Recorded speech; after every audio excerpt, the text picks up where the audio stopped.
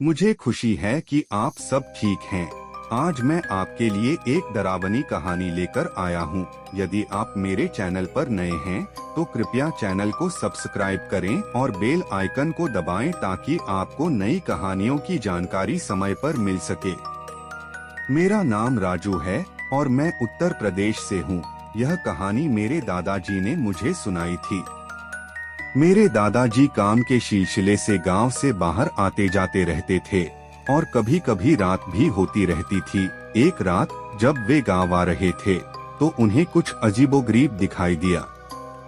हमारे गांव से कुछ ही दूर पहले एक नदी थी और रात में नदी के पास का माहौल भयानक लगता था। वहां का पुल दिन में शांत और शांतिपूर्ण लगता था, लेकिन रात के समय वहां का माहौल डरावना हो जाता था।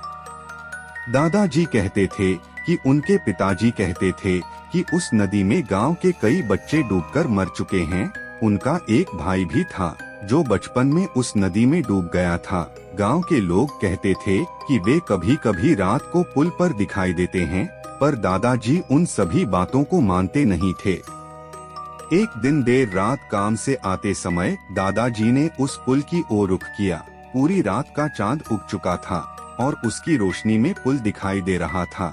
जैसे जैसे वह पुल के पास पहुंचते गए तो उन्हें लगा कि पुल पर कुछ बच्चे खेल रहे हैं। वे देखा कि कुछ बच्चे पुल से नदी में कूद रहे हैं और कुछ बच्चे नदी के किनारे बैठे हुए हैं।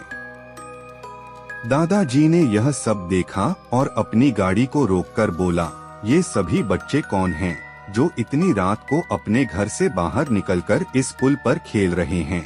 लेकिन कोई भी उनकी आवाज का जवाब नहीं दे रहा था। वे सोचने लगे कि यह कैसे हो सकता है, क्योंकि गांव के सभी बच्चों को वे जानते थे। जब वह पुल के पास आए तो उन्हें लगा कि पुल पर खेल रहे बच्चे नहीं हैं, लेकिन नदी में किसी की आवाज नहीं आ रही थी।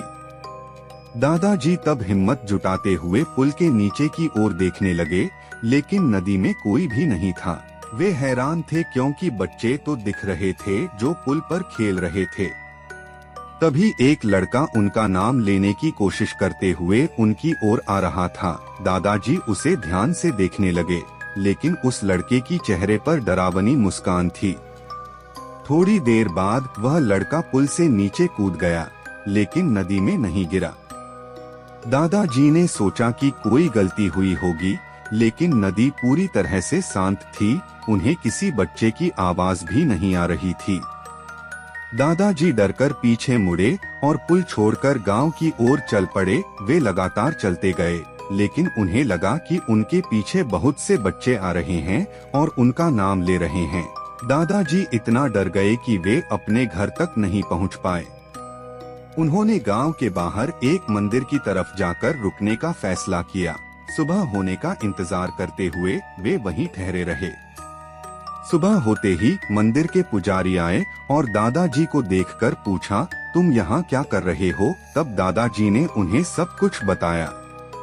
यह थी मेरी दादाजी की कहानी, एक सच्ची और डरावनी कहानी। मैं आपका दोस्त हूँ और आपके लिए हमेशा डरावनी कहानियाँ लाता रहूँगा।